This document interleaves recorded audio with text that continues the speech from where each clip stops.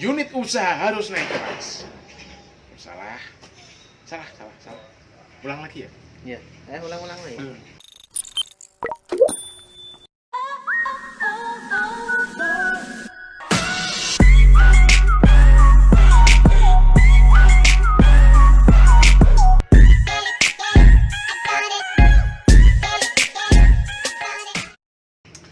Salam perlawanan, salam perubahan, menggaji diri sendiri, menggaji orang lain, menggaji Indonesia. Bisnis, ceker, mutiar miskinmu. Pengusaha harus naik kelas. Sekolah aja nggak ada orang yang mau di TK terus, SD terus, SMP terus. Naik bro, SD, SMP, SMU, kuliah. Apalagi seorang pengusaha. Pengusaha harus naik kelas. Pertanyaannya sekarang, bagaimana caranya pengusaha naik kelas? Pertama, ya sekali lagi mindset. Mindset kamu bro harus berubah.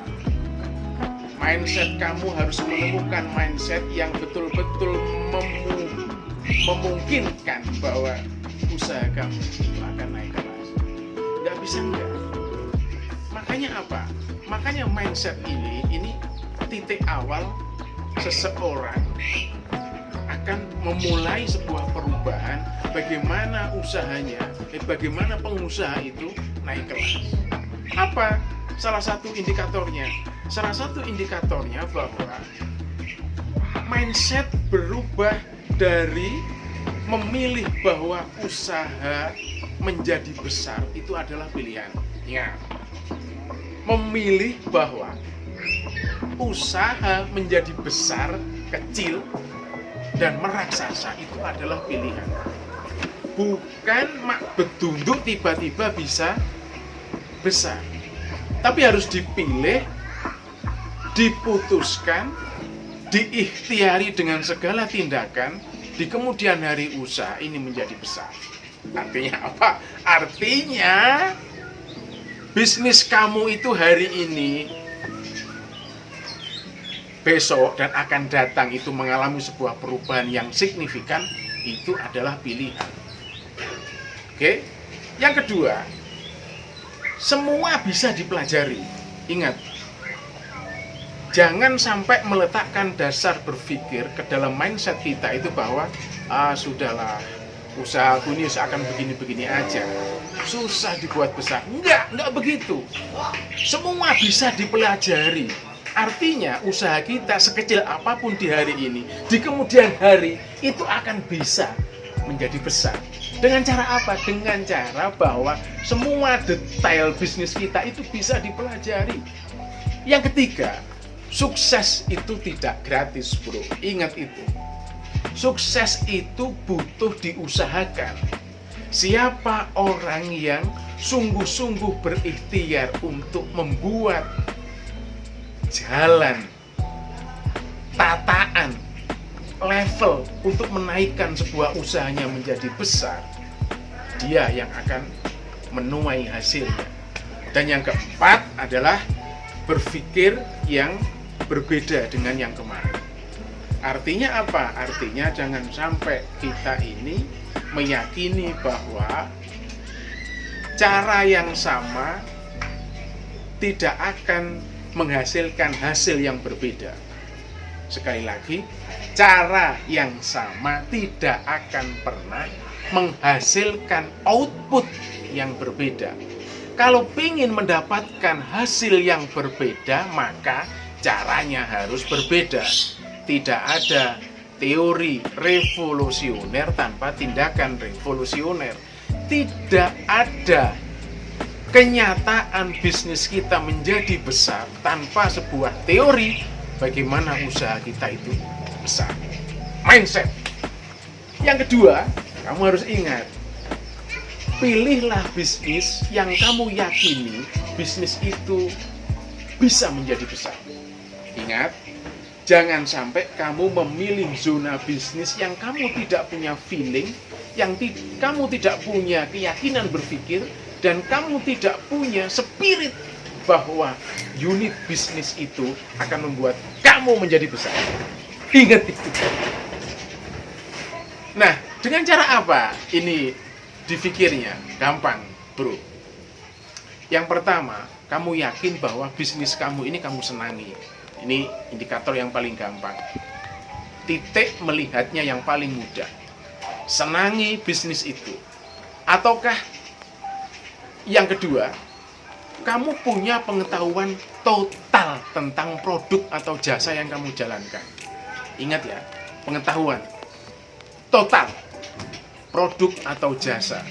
Jadi ibarat membaca peta, kamu jelimet titiknya dari awal sampai dari akhir, berapa luasannya, bagaimana kondisinya, seperti apa, itu kamu detail punya kemampuan membaca pengetahuan tentang produk. Yang ketiga, kamu menguasai pengadaan produk atau jasa itu. Ingat ya, kamu menguasai di ruang produksinya, bahwa kamu mampu mengadakan produk atau jasa itu dengan sesungguh-sungguhnya, dengan setepat-tepatnya, dengan seakurat-akuratnya, tanpa meleset sedikit pun. Dan yang keempat adalah kamu mampu mengadakan produk itu dalam jumlah yang sangat besar. Secara kuantitas, kamu mampu mengadakan produk itu dengan jumlah yang sebesar-besarnya. Ini yang kedua. Yang ketiga, temukan nilai pembeda bisnis yang kamu jalankan. Artinya apa? Artinya menjalankan bisnis itu tidak mungkin kamu tidak punya sesuatu pembeda dengan kompetitor yang ada. Nggak mungkin itu. Kalau kompetitor itu punya nilai 10, kamu harus punya nilai minimal 11, atau 12, atau 14. Itu wajib. Baik ukurannya adalah kualitas, keunikan, harga, atau brand. Ini harus kamu yakini bahwa kamu punya itu. Ingat ya, pembeda bisnis kamu itu mutlak kamu miliki. Baik kualitasnya, keunikannya, harganya, brandnya bagaimana, dan semua titik kehebatan,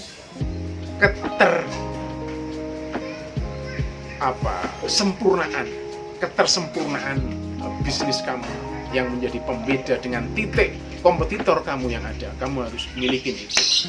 Yang keempat, buat marketing yang revolusioner. Hajar di darat, laut, udara, luar angkasa bahkan. Sikat itu. Artinya apa? Artinya kamu selalu punya model marketing yang membuat penawaran itu yang sesuai dengan target yang pengen kamu lampaui, naik kelasnya itu. Artinya apa? Artinya kalau bulan kemarin mampu menawarkan kepada orang sejumlah katakan 1.000 orang, maka di bulan berikutnya kamu harus mampu menawarkan kepada 10.000 orang. Bulan berikutnya 1 juta orang. Tahun berikutnya 5 juta orang, 10 juta orang. Ingat, tawarkan barang Anda sebanyak-banyaknya sesuai jumlah yang ingin kita targetkan melalui online dan offline. Intinya pokoknya hajar model marketing baik offline maupun online sampai mencapai target sasaran berapa juta orang yang harus kita tawarkan terhadap produk dan jasa kita. Yang terakhir, untuk naik kelas sebagai seorang pengusaha, bangun tim yang complicated.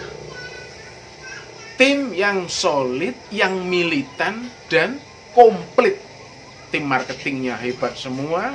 Marketing juga kita breakdown, ada konten kreatornya, ada desain grafisnya, ada adminnya. Kemudian di penggudangan juga keren untuk stok barang, serta logika-logika barang yang masuk, barang yang keluar. Kemudian tim logistik yang mengirim, itu juga luar biasa. Tim pengelola keuangan yang gila-gilaan, tim manajerial. Pokoknya apalah tim yang kalian butuhkan itu, yang pasti kalian bisa mengorganisir dengan solid, dengan militan dan visioner sesuai dengan target serta output yang ingin diraih oleh sebuah perusahaan. Kayaknya itu seorang pengusaha yang pengen naik kelas ada 5 kriteria yang harus dia jadikan syarat biar perusahaannya semakin hari semakin besar. Bisnis ceker, ceker, ceker, modar miskinmu.